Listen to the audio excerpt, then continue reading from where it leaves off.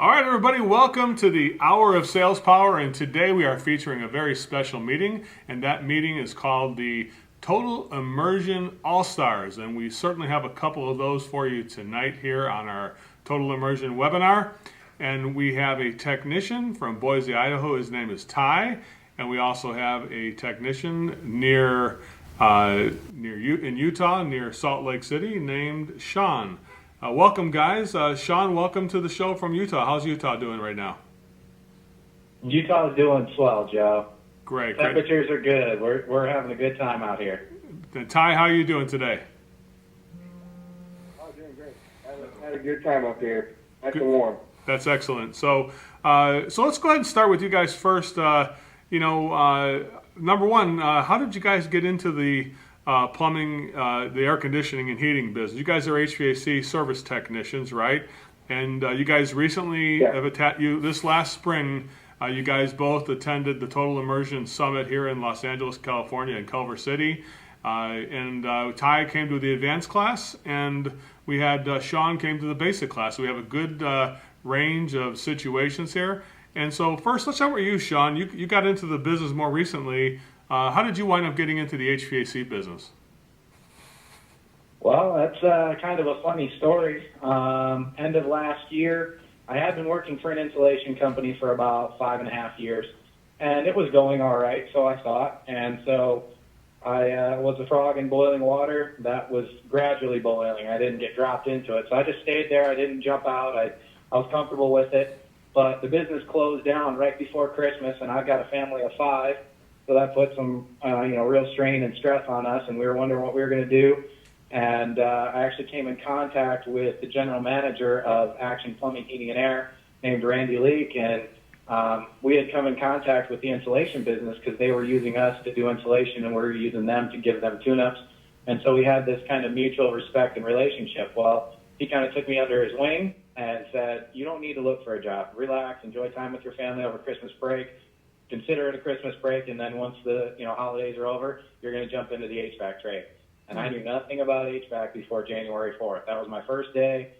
I literally knew nothing. I didn't even change my filters. You know what I'm saying? Like I knew nothing. So he took me under his wing, kind of treated me like a dad, and told me I was going to love this career. And I'm just barely 6 months into it, and I love every second of it. It couldn't be better. And so since then, you've been from January, and so you really had to do two things, kind of learn the business while learning how to communicate that business as well, too. That sounds like an interesting challenge, Sean. What was the process like from start to take it from where you were to where you are now? Was it just the technical stuff first and then the people skills? How did that all come together? Well, I've had a ton of sales experience. I've been selling granite countertops, insulation, had 13 years of sales experience, 13, 14 years, something like that. And so I was comfortable in that aspect. But, the first 2 weeks of training, I'm sitting there talking to my wife going, this is just mind-blowing. Like, I am clueless. I need more time. I need more training time. And I conveyed that to the guy that was helping train me, Jeff Packard, who also ran through your program. And, everybody told me, Jeff and Randy said to relax. It's just a matter of repetition. We're going to get you all the reps that you need. We're going to have you training for the first month, and you're riding along and figuring this out, see some installs, see the sales process. And so I saw a lot of the stuff from your class, not knowing it was stuff from your class because I was watching Jeff do it on a regular basis. I see. And so, learning all the lingo was part of it. Learning, just the trade of it. I started in furnace season, and so I had to learn about furnaces, and then starting all over again for air conditioners. It was a big learning curve for me, definitely. And so literally in January, before January, you were producing nothing, or probably even in the month of January, your production was basically zero. You were just a sponge learning all this stuff, right? Is that where you started from January? I didn't get to a truck until I think it was March. I think I finally got into a truck. Cool. So after all the training, wasn't until March that you started actually having a chance to be productive at that point. So that's a pretty big investment that the company made into you, Sean. How did it feel that? Did it feel great that the company would take the time and then let that investment unravel over January, February, and part of March? It sounds like it takes some patience to do that, right? I mean, that definitely speaks highly of your of your ownership and your management team that they would take that patience with you. For sure. I mean, they saw, in me stuff that I hadn't seen in me. They knew the industry. I did not. They knew some of my capabilities from, interactions we had before with the insulation business, but they really kept telling me how great this was, how awesome it would be. I knew they were investing in me to teach me, paying me, hourly to get trained, paying me to go to the total immersion sales class. I knew that they were putting a lot into me, and I felt awesome. Like it was like, wow, these guys really believe in me, and all I have left to do is just go and show them what I can do and kick some butt. So, if you don't mind sharing, when did you come to the class? In May was it May or April you came to the class, Sean, in our Total Immersion Summit class? Well, your classes are a hot commodity, Joe. I think we were trying to get them in March, but couldn't get out there until April. And so I came out there for like a Monday through Wednesday sales training in April. Mm-hmm. So it was in April. So and so if you don't mind, so you came to April and you obviously just got started in March. So probably after you got done with the class, that was the first chance you had to really be productive in a way. So could you go ahead and explain or give us an example of the results that were achieved? So starting with 0 in January and obviously February and part of March probably wasn't very productive either. Did the production start to pick up in April? Can you outline what the results of those months were to give people an idea about what can be accomplished in a short period of time? Because looking at it, you're really looking at a 6-month period, and the last 3 months, which would be June, May, and part of April, are really the only months you had to be productive. So 3 months of learning and 3 months of doing it, right? What were the 3 months? Yeah. Tell me about your productivity during the months where you started doing the actual work, and you started to put your big boy pants on, as we say, and get out there and do some of this stuff. What were some of the results for those? Could you, month by month, give us a result there? Yeah, pretty much once I got into my own truck, I was, more excited than anything. So, I had that going for me. I can always make a relationship pretty quickly, have, your version of magic moments, my version of just, getting together and having a good conversation with somebody, getting them to like you. And so I was somewhat, minorly successful, but not to the point that I wanted to be. I had already debated with my wife, maybe this wasn't the career path. Maybe, we had talked about solar panels and selling solar panels because those seem to be like a hot commodity. But numbers-wise, I was generally anywhere from about $3,000 to $6,000. Was an average week, and that was like a good week, I would say. There were some that I was just running appointments, not really selling anything, doing service agreements or tune-ups or this or that. But then it started to turn the corner. I took what I learned from your class and what I had been seeing from Jeff, typically, because that's who I would be with, who attended your class a few years ago, and started putting it into my own words and understanding what you were doing and how you were doing it, and not asking somebody if they had a problem with air conditioning in the upstairs floor, rather than saying the opposite, because they were having that brain train of thought where they would just immediately deny because they didn't want to see dollar signs. They would say the opposite of you. So by saying the opposite of what they would say first, it just was a game changer. For the last 6 weeks, Joe, this past 6 weeks, I've made more than half of my annual salary from last year. Wow. It's been night and day. I did almost $186,000 for the month of June. I'm off to a really good start. I got to finish up all my number tallying and everything, but I'm moving equipment. I'm moving service agreements. I'm moving, duct cleaning, everything that we can offer from the HVAC side of things, and without turnovers. These are just calls that I'm getting and going out to as the field supervisor, and I feel very comfortable, very confident in not just my verbiage, but on how to approach a call from start to finish, from when you walk in the door with the convince me step, and so on and so forth. That's really great. You're talking about something close to a little bit over between $40,000 and $50,000 a week. Then does it sound like a familiar number? Then am I on the right track there about what the output definitely is? That's really great. And of course, yep. Sean, all the credit goes to you. The training is one thing, but there's not a lot of people who put the dedication that you put in, because I have received, I'll tell my side of your story, is that I received several phone calls from you asking for more information and wanting to get evaluated and ask for my critique and things like that. Not a lot of people put themselves out there, Sean, like that. But I always say that your ego is not your amigo, and you certainly typify what that statement is all about. So thank you so much for being number one. I always have a saying that when the student is ready, the teacher will appear, and this is certainly a good case of both of us coming together to have a passion to do what we're trying to do. I definitely had a passion. I had major goals set up for me, Joe, and my family. And just within this short amount of time since I left your class and everything, I kind of mentioned to you, but I went and picked up, I got a nice new ride sitting in my driveway, and I couldn't be happier. I mean, it's my dream car, and so all of my dreams are happening through this industry that I'd never imagined possible. So I thank you. I mean, any good all-star is going to thank their coach and thank their, anybody that's helped them along their path. So I'm very humbled by this whole experience, and I wouldn't be where I'm at without people who were helping me to learn. I did have the will, but you guys gave me the way. It's a labor of love for both of us. So that's really, we're both very fortunate, and that there's somebody up there providing for both of us, and we're both very fortunate to have that influence in our life. So that's really great. Ty, I'm going to bring Ty into the conversation, Sean, if you don't mind. I'm going to go ahead and bring our other all-star in on this, if you don't mind.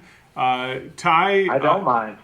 Thank you so much. Ty, can we go ahead and get your background on this? I mean, you've been doing how long? You've been doing HVAC for, and you're also not that long in the industry as well. And what was your learning curve like from the time you got started to where you're at right now? Tell me about where you began and what got you into this business.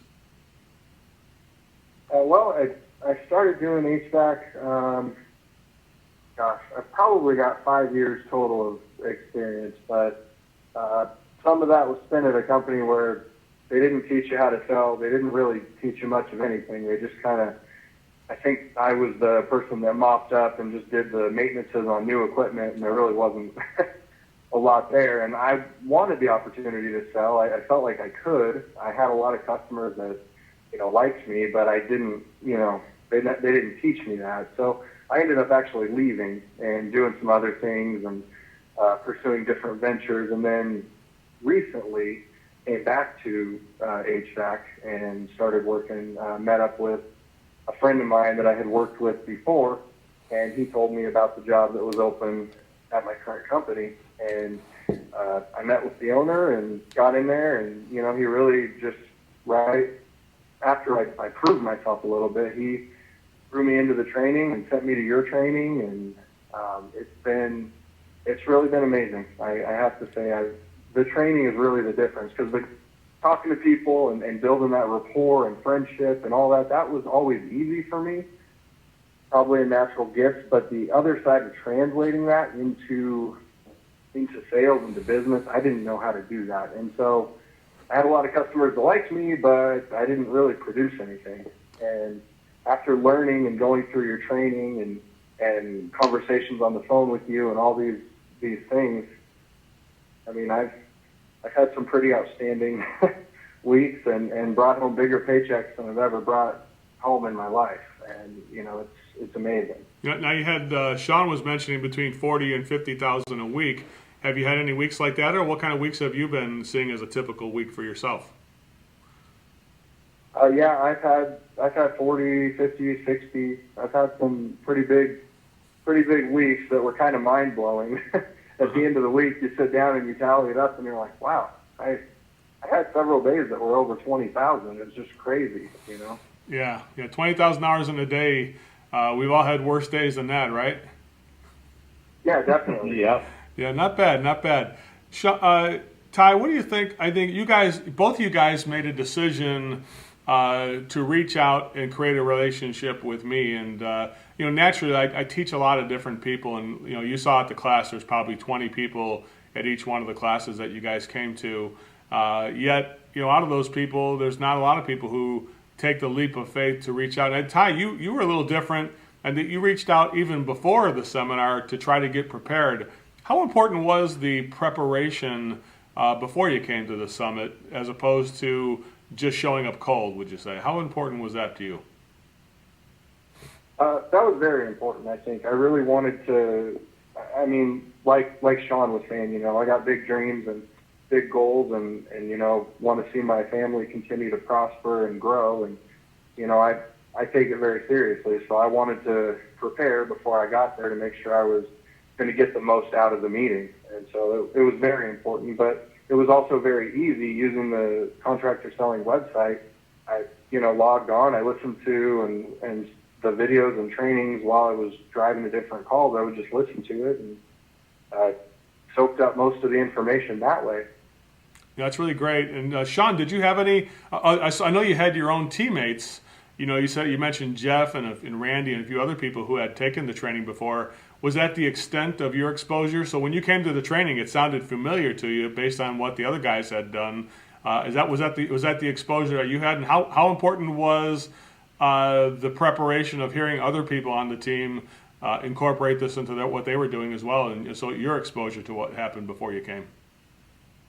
Well, I think the interesting thing is that I was having exposure to some of your material, but I wasn't knowing it was exposure to your material. So the big thing that always kept coming up, Randy and Jeff would always talk about, is the the 6 options. You got to go to the 6 options class. And so that's really all it ever was to me, was Joe's 6 options class. And I got to see what this is. And I've been to some seminars. I've been to some trainings in Florida. The granite countertop, that was a pretty big deal. They would send me some trainings and things like that. And, before the class going in, I felt very blind going into the class, other than the fact I knew about the 6 options. When they told me there was going to be a presentation and you're going to learn, X, Y, and Z things, I was very excited, but I felt like a total noob going into your class. And so I was trying to absorb everything I possibly could. And I had quite a few, is what you would call, aha moments in what you were talking about. So I think I was a little naive going in, but going out, I mean, it made a lot more sense. And then listening to your MP3 player with you and Rick, and there's another gentleman on there that I listen to quite a bit, but then just kind of refocusing and reestablishing has been huge for me by listening to this in the car. Yeah, I do remember, Sean, at the end of the class, you were very excited to get back and try the information. I remember that. I do remember that your head was swimming a little bit, though. You were definitely trying to kind of keep it all together, because it was like a little bit like drinking from a fire hose in those 3 days, wasn't it? Oh, for sure. I mean, there's a lot to take in, and having to learn a new industry, plus also learn an entirely new way to sell something, was pretty overwhelming. I'm not going to lie. Ty, when did you first realize that some of the larger numbers, because you probably heard some of the results on the audio player, you came to the class and like you said, you definitely have the ability. I just kind of remember just meeting you for the first time, even via text and via the phone, that I really had not met very many people from your company before who were as excited as you were. So I could kind of see the enthusiasm was definitely up a notch from where the average person was. Not there are other people at your company. Don't get me wrong. There are other people at your place that are also excited too. But it's a mixed bag. But one thing I would say, your relationship building skills sound like they were on par. When did you start realizing that there was some major differences? And what would you say the biggest thing that you picked up in the course of the training, like the aha moment that you think was like a turning point for you, Ty? What I remember the most was the 6 options, and talking about the scientific studies that they did at different universities. And I went out and tried it. And one of the first jobs out, they had a couple things wrong. It really wasn't anything major, but I just put all the options together, and they ended up choosing my top option, and that is the biggest sale I've ever had. It was $26,000, and they just chose it, and they were happy with it, and that was what they wanted. And how many people, if they didn't know how to give them the 6 options, would have walked away from that and either sold them something that was either just parts or a low-end system.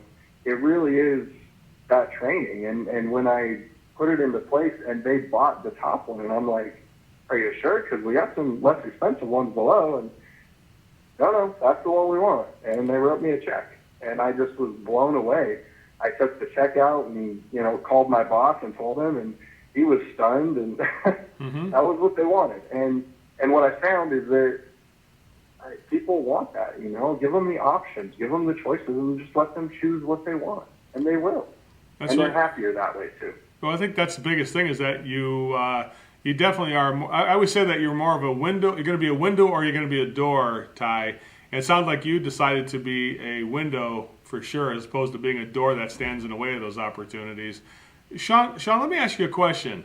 In the class, and I know there's a fair amount of other, sales training techniques out there where they talk about the law of contrast, where they use the thing called price conditioning, where you show somebody a higher price, and then all the other prices just seem lower by comparison. And that's something that, as Ty was saying, it definitely has an impact on the customer because they see something that's really expensive and either they want it or they want to look for something less. And that kind of creates that contrast principle that we all know and love in our total immersion training. But let's talk about the price conditioning of you as a service tech. Because some of the numbers like Ty was just mentioned, like $26,000 on an option sheet, or sounds like you too, Sean. If you're selling $186,000 in a month, you had to have some pretty options that were pretty much up there in terms of the price. How much did the class help you to kind of price condition yourself and to say that money's not my master, I'm going to worry about the solutions? How much price conditioning happened with you in terms of what the price means during the course of the class, would you say? Before the class, I would have thought it was ridiculous to spend $3,000 on a piece of equipment. Just as a homeowner. And then when I started getting out into the car and starting to do some ride-alongs, I was like, oh, okay, some of these numbers are higher and higher. And I still wasn't comfortable when I was in my own truck with, $5,000, $6,000 to $10,000, $12,000, $15,000 tickets and write-ups. And after I went to the class, and just kind of like what Ty said, by letting the people choose, well, the guessing game is great because you get them going and then you start talking. And honestly, my values before the class, I was like, wow, I need to work on this. I definitely need to work on this because people are always guessing less by a considerable amount than my highest option. But now, the way I'm verbally packaging and the way that I'm talking and just putting everything together, the contrast is not so great. Sometimes I'm even getting them to guess higher, and then I'll still tell them to double it and get them to really freak out, or the cost of their last car or whatever. But that contrast of getting them to think that high number and then show them, well, I can do it for this, and then let them choose. I'm selling high-efficiency equipment. I really wasn't selling high-efficiency equipment before. I still got a lot of work to do, Joe. I definitely do, but I'm going to stay plugging along into this because I would like to get into some of those $20,000 ones. The biggest tickets I've sold are between about $13,000 to $15,000 for a full system. No problem. Well, it's Ty.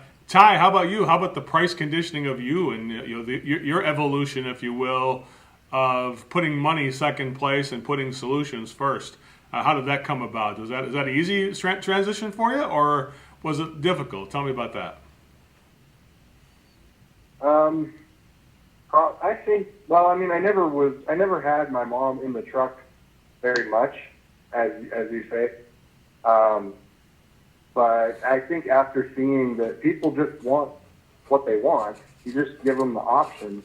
Then I didn't really have that problem anymore. I was pretty much like, okay, well, it doesn't really matter. Just take me and my opinion out of the equation and just let them do whatever they want. And that was kind of just how that happened.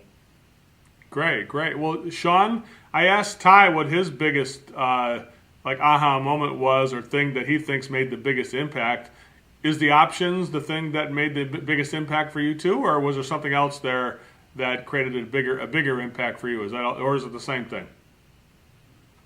Man, there was a lot of them. I was one of the first ones to fill out my aha moment sheet. I had it, from day one, I think I was 4 out of 6 of them full, and I mean, I could have probably had about 12 different ones, but I don't know. I mean, my biggest one, I'd have to say, was the card trick, because I saw what you were doing, but I mean, I was like, okay, now he's taking away this channel, or he's opening up this channel, and you knew your end result the whole time, and you were just getting us to get to your end result, and it was like, man, I mean, it was just a total eye-opener right there. I just couldn't believe how you did that, and then it made sense, so much more sense, and that started to open my eyes from that point, and I think that was one of the first things in the class, and then I was just all ears. Yeah, it's like a good point there, Sean. Like, the card trick shows you that creating options is something that can be transparent.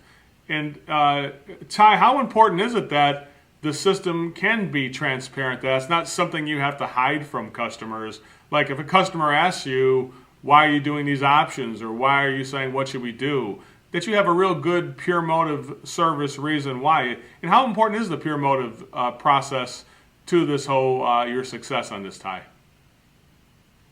It's absolutely crucial. I couldn't do it any other way. I mean, just for myself and for my customers, you have the right motives. You want the best for them. You give them all the options, and then they can decide what they want to do. But without that pure motive, I think people will see through that anyway, and they won't buy from you.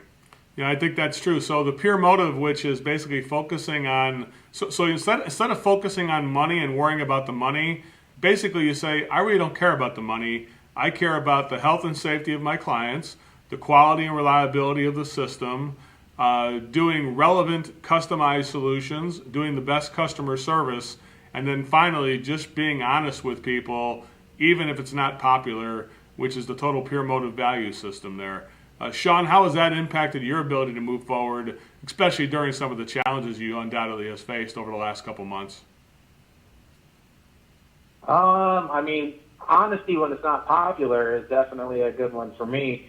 I really do like to spill out all the options, just giving it to them, and rather than where somebody would come in, and I've had people tell me this, where somebody else would come in and just spew out a very low-end piece of equipment, or tell them, hey, they can get this for $3,000 out the door or whatever, and then they come back at me and say, well, why is that the case? And then I can go ahead and be honest, because I've laid out options from $1,000 more than the quote they got from somebody else, all the way up to 10 times more or 5 times more, and say, well, look, here's why. Here's all the goods and services. Anybody can sell a box. Anybody can sell an installation. But what we're offering is much more premium service, much more premium maintenance than what other people are going to have. And I'm not knocking the other companies by that. I'm just saying what we're doing differently. And so I don't ever get into somebody's face or have a confrontation that way, where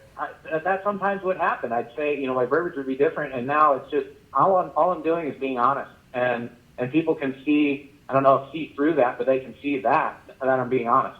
Yeah, I think removing the need to be approved, removing your need for approval is a key part of that pure motive service.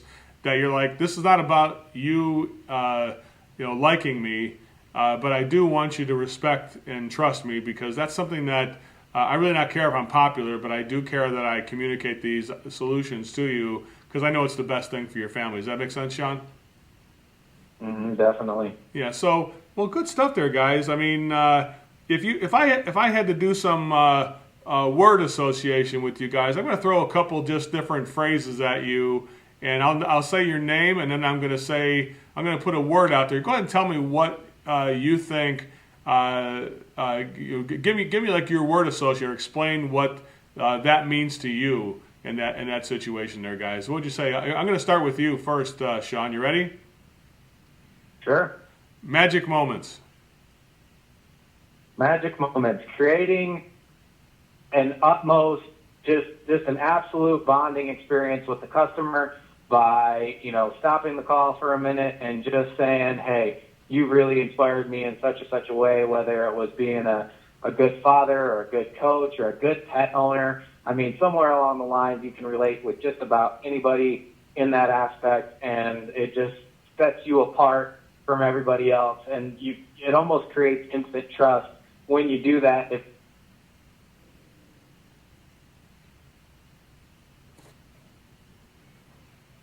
Are you there still, guys? Ty, you there? Yeah. Yeah, I'm here. Okay, sorry, I'm here. I must have lost your audio for a second there. Not a problem. Ty, I'm gonna hit you next. You ready, Ty? I'm ready. Here we go. Yours is gonna be money warning. What is that? Go ahead and give me your thoughts on that area.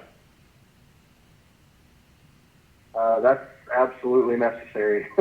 If you're going to give somebody a big bill or possibly bad news or put together large options for them, then you better kind of prepare them a little bit and let them know that you are going to.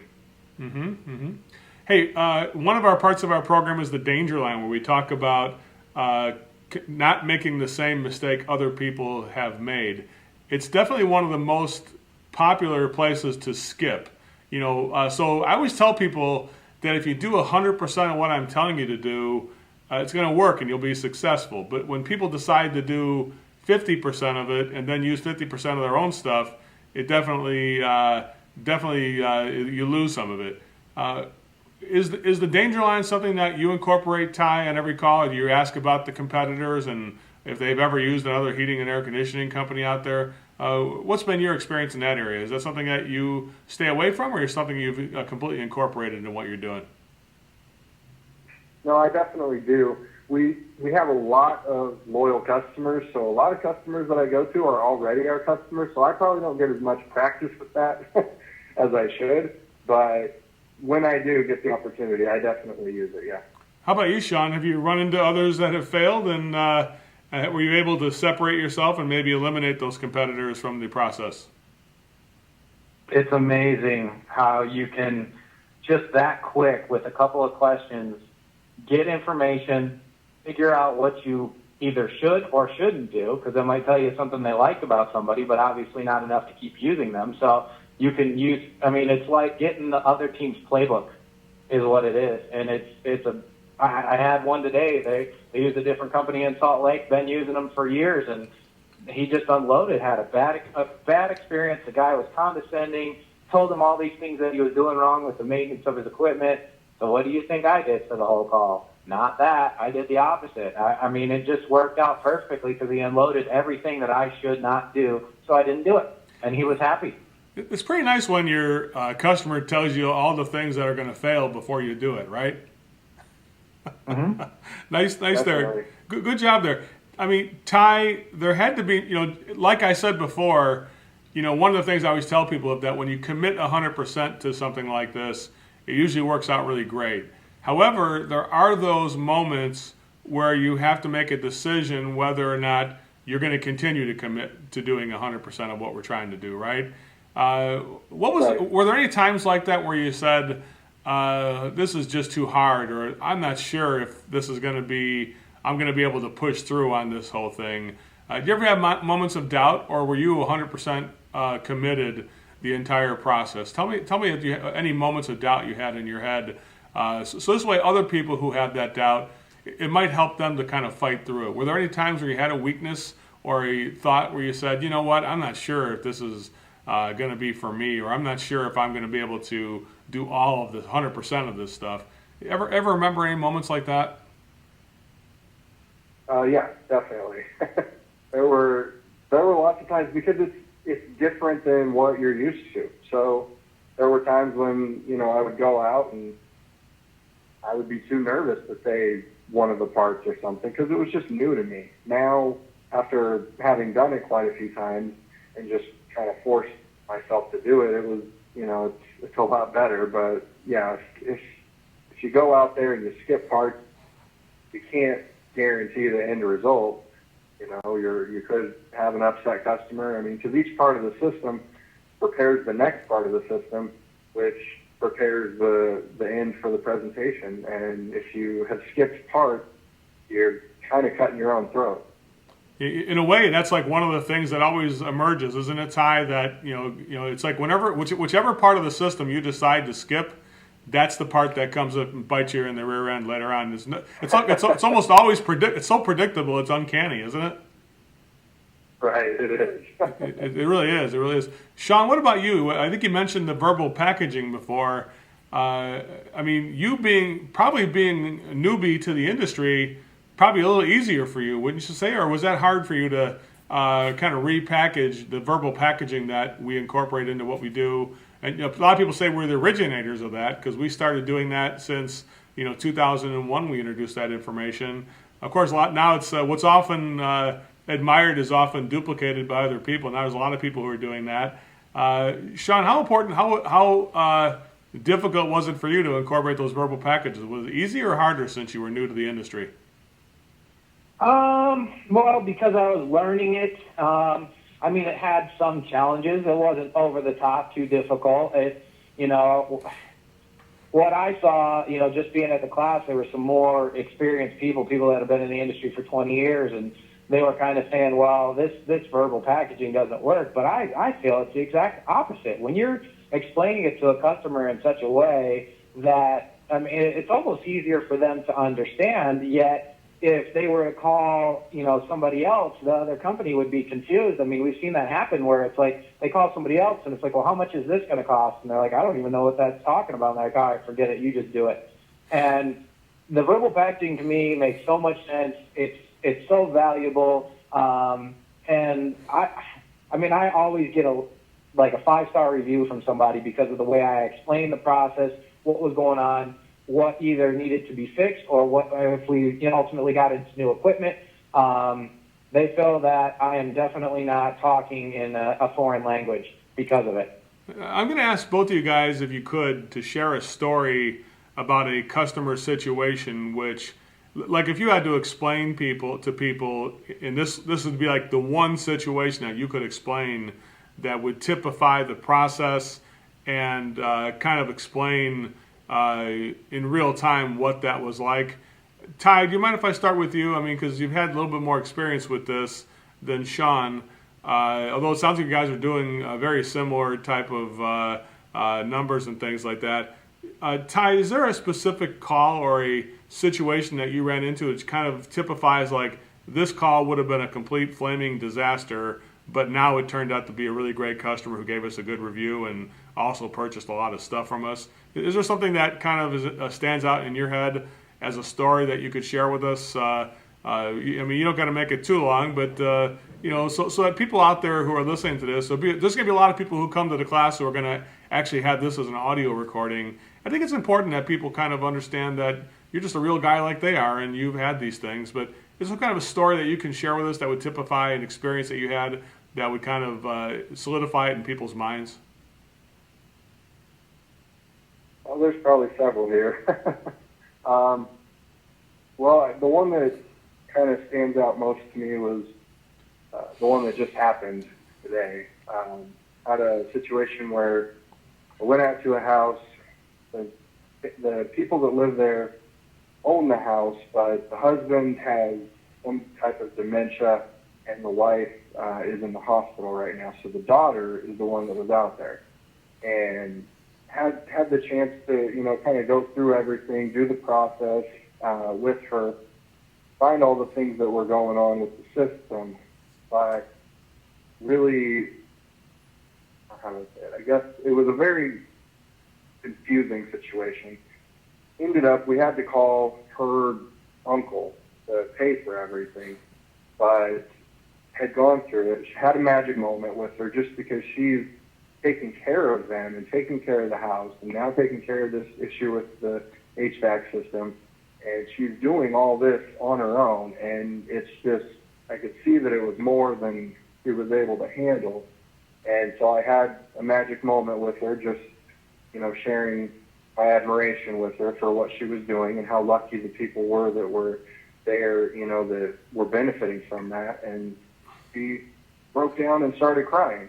And, just they explained that it was very hard. And, that's, when I walked up to that call, my first thought was like, oh, great, not this. And it was just so hard to deal with. You feel like that's the type of call you're going to end up walking away from with a diagnostic charge and that's it. But we went through everything. We talked to everybody on the phone. And because of doing the process correctly with her and having those magic moments, when it came time to get on the phone and talk to the uncle, it was pretty much just, he told him, yeah, we need to do this. And I talked with him, went through the options, and he chose to do an option for $10,000, and we're getting it done tomorrow. So it just, he hugged me when I left. He thanked me for helping take that stress off of her. But without doing the process correctly, that job could have easily been just a horrible nightmare. Yeah, I can imagine that. What it sounds like you did there, Ty, is it sounds like you really slowed things down and kind of handled it with delicate care. I mean, that's really part of the process, isn't it? Is to slow the game down a little. How important is that, the pace, to be able to slow it down when other people would just rush through this thing and get it over with? You are taking the time and handling that with care. How important is that dedication to time? That's very important, and that's been something I've been working on lately, because it's easy as a technician to react to what the customers are trying to get you to do. You know, they need you to hurry up and fix it and get out of there. And so it's easy to want to not follow the process. But if you don't, you really are going to be hurting yourself in the long run and your company, and doing a disservice to the customer, because you're not going through everything that you need to give them the best service they can get. Well, Ty, that is a great story. I mean, I always say Rick Picard is my best friend, but you might be my new best friend. I might have two of them now. It's really great, really great story. You warmed my heart, and just listening to that story gave me a magic moment, if you will. And thanks for sharing that. It's so nice of you to share that. Thanks for taking it and using the program in the purest motive way, sense that you can. So I really appreciate that as well too. Thank you, Joe. I appreciate all that you've taught me. Well, Sean, what about you? Any specifics? I mean, isn't it funny how Ty starts out like, well, I don't have very much except for, and then he drops that bomb on us, right, Sean? Tough act to follow, right? It's a tough one. It's like I'm ready to start crying over here myself right now. It's like I'm getting verklempt, if you know what I mean. So, anything, it doesn't have to be like, I hope it's not a letdown, but anything else that you can share with us, or a situation that would typify something that really took a call that would be a perilous moment, instead turned it into a magic moment, or something where it was just an outstanding result. Can you think of anything like that? Yeah, I can. It's almost the exact opposite. His was today. Mine was the very first day after the class. And I went out to a job, very young family, young kids, dogs, distractions galore, and I remember all the names, Chase and Jessica, Malachi. They had, a kid, and I was peppering all their names from the start, because we talked heavily on how to use first names and this and that, how important that is. We had a magic moment where we talked about baseball, because we both used to play baseball, and I talked about how he was great for teaching his kid how to play the game that he loved, the game that I love, we all love, and had a magic moment. We sat down.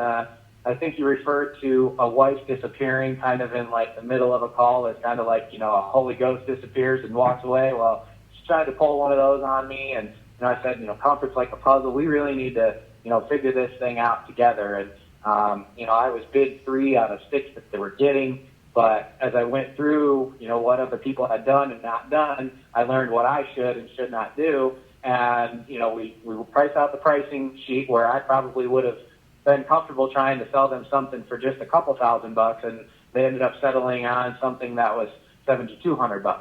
And it was like my middle option for what they were going to get. And, I called Randy right away. I probably should have called you too, but I ended up talking to you about it on that weekly meeting.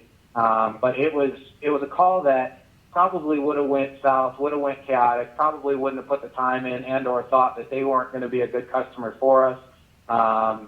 But after it was all said and done, they got their system installed. They were real happy with everything, and they're a happy customer. Well, that's really great, Sean. Well, I guess you do have one that you couldn't hook. I do remember that story you shared. You called me the week after the meeting. And I was very touched with that story too. That's always great, when you can help so many people. And I think it really brings the word service back into this industry. Both of you guys had stories that typify that word service, where you're there to focus on your client and help your customer. It's not about you. It's about them, right? I mean, you guys are working both long hours and things like that. Does the program help you maintain your energy? I mean, does the program drain you more and cost you more in terms of draining energy, or does it give you more energy to use the program? Tell me about that, Sean. I don't feel, not drained by that at all. Drained because I had never been in an industry like this. And when people always told me about busy season, I was like, yeah, whatever. I started in January, and January through April were a joke. Just nowhere near what this is. I had a couple of nights where I was out till midnight, so drained that way, just getting used to this industry, but never in terms of your system. It helps to unlock doors that were locked and you couldn't kick them down before. Just everything through the whole system from start to finish. There's an answer and a way to handle just about everything. And you and Julie talked about in your MP3 player, yellow lights, and it is dead on. You have to address it. You have to address the yellow light. Sooner or later, you're going to get blindsided, or a red light. Obviously, if you run through a red light, that's the same thing. You have to address these things, and I don't feel lagged down, bogged down. No, I'm excited. You can ask Randy. I've texted Jim Coughlin a few times, too, just saying how appreciative I am for this opportunity. I love what I'm doing. I love what they've done. And I'd love to come back for some additional training with you, Joe, honestly. Well, great. Well, you definitely have the opportunity this fall there, Sean. We'll definitely be calling you. Calling Jim to see if he can take us up on that. Don't worry. All right. Also, Ty, let's say, what do you think there, buddy? At the end, does this help maintain your energy, or does it take away from your energy doing the program like this? What do you feel about in terms of what it provides or takes away from you as a service provider?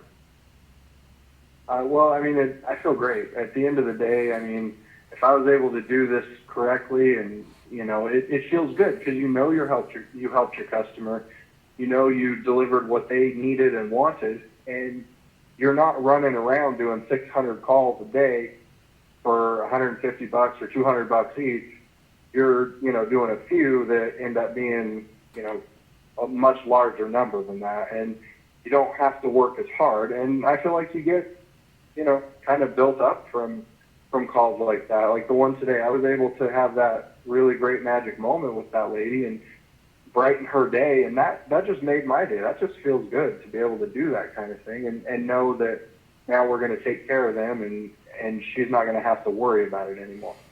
Well, so I would say it gives me more energy. Good. That's why I always say that myself. A lot of people don't believe me, but I really do feel that way. I feel like, especially like even after the end of a call like this, I feel like it's been a long day, but I think for both of you guys too, and I certainly appreciate both of your involvement. So before we end the call, we're kind of coming down to the end here. I just want to say my sincerest gratitude and appreciation to both of you guys for putting in a full day today and then still finding the time to share this with all the people who are out there who want to learn and get and improve their life too. Now, Ty, there are a lot of people out there who are going to listen to this, and they're going to evaluate whether or not this is something that they should invest, number one, their time, and number one, invest their money in. What recommendations would you give people?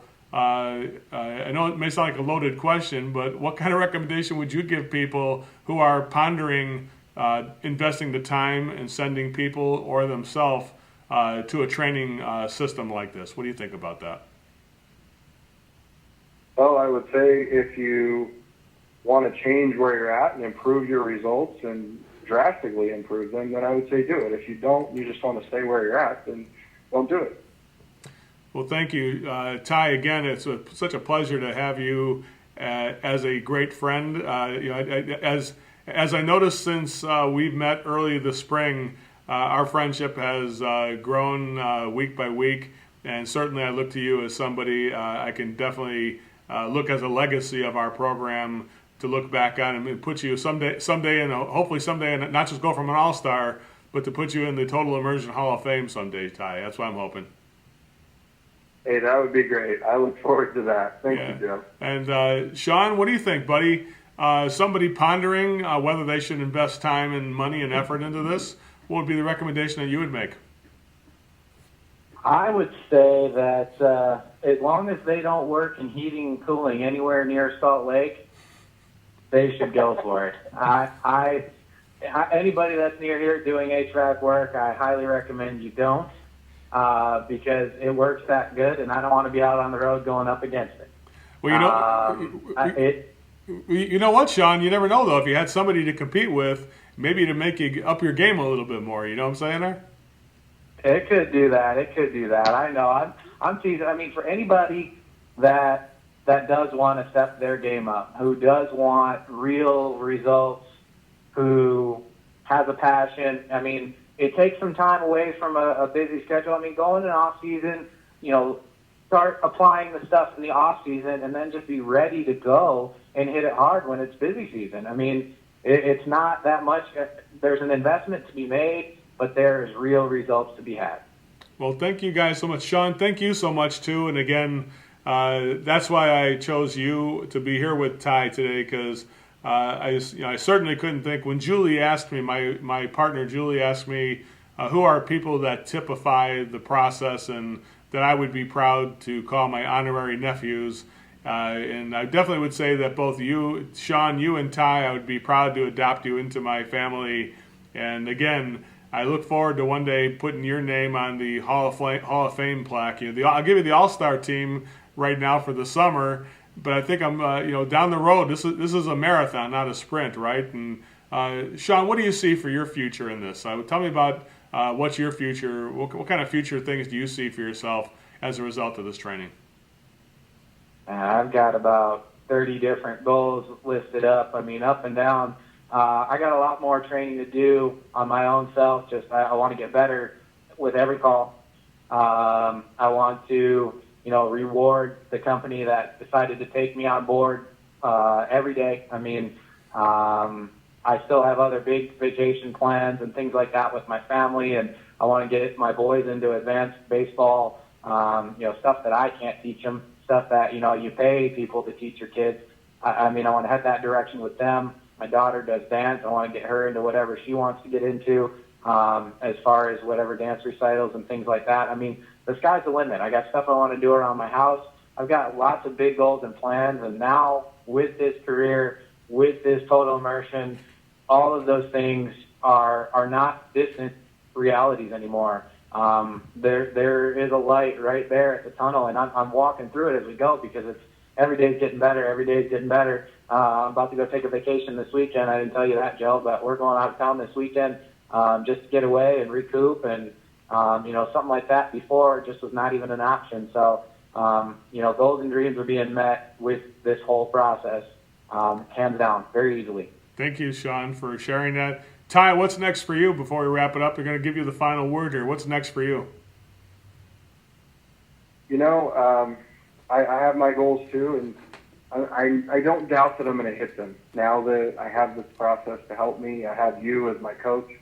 But I think my biggest thing more than those goals is, now that I have learned this process and I have learned and understood the principles of influence, I can now share that with my kids, because it's something that I wish I could have learned growing up, and I feel like it would have given me such a head start on life, and now I have that opportunity to share that with my family now, and hopefully give them a head start on life as far as that goes. So that's my biggest thing coming next. Well, I think that's a great way to use it. The program, I always say the program isn't something you just stop using when you get home from work. You actually, one of the best places to practice it is at home, and use those pure motives at home. And I think you're well on your way to a great future. Again, Ty and Sean, I both want to say thanks to you guys. And, every day you guys typify what an all-star in the total immersion process is. You bring your A game, and the world needs pure motive service providers now more than ever, with the state of our world and the state of the way people are in this world. Never has there been a time when this is needed more than it is right now. So I thank both of you guys for participating, and also thanks for being great students. And again, thanks for your time for helping us here. I appreciate it. Thank you, Joe. You're very welcome. It was a pleasure. All right, everybody. Have a great one. We'll see everybody next time on our next webinar. Follow us then.